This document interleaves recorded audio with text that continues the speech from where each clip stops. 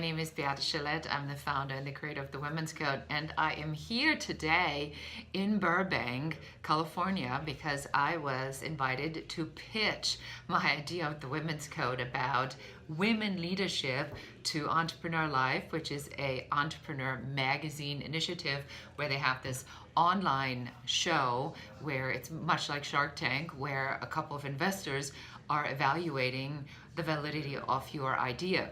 And so today I pitched the Women's Code, which is all about how do we identify what women leadership is. So let me explain.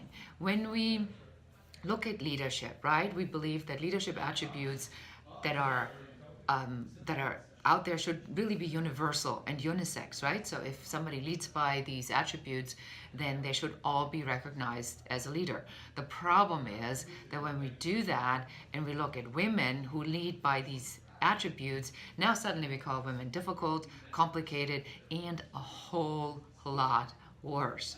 So entry level of an organization, we have 50% women, and then by the time we get to the C-suite, there's only 17% of women, and by the time we get to the CEO, there's only 3% of women. So what, are women getting dumber as we're advancing in our careers?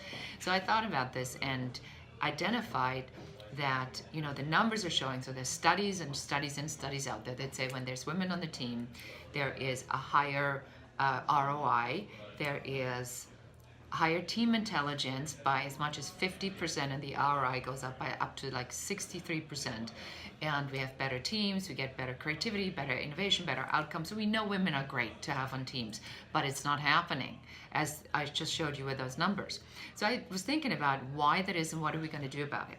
And so I looked and I researched, and I found that there are 3 very distinct male leadership attributes that men lead by, and there's 3 very distinct leadership attributes that women lead by. And guess what? They're not the same. They're completely different.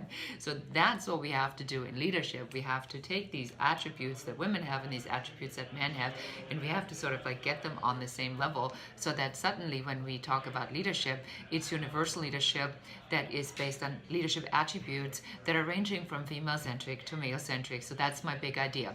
That's about how do we define leadership. And now I'm sitting here, and as you can see, I snuck out in a little room recording this video because I'm waiting now to see on whether or not I've been going through to the next round. But I thought I was going to share my idea about women leadership with you and ask you on what you have experienced where the same attribute by a woman and the same attribute by a man has gotten a completely different result. Please share that in the comments. I talk to you very soon. Thank you.